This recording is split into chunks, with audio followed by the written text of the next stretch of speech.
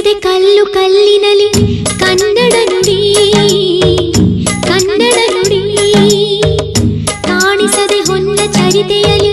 ಹಂಪೆಯ ಗುಡಿ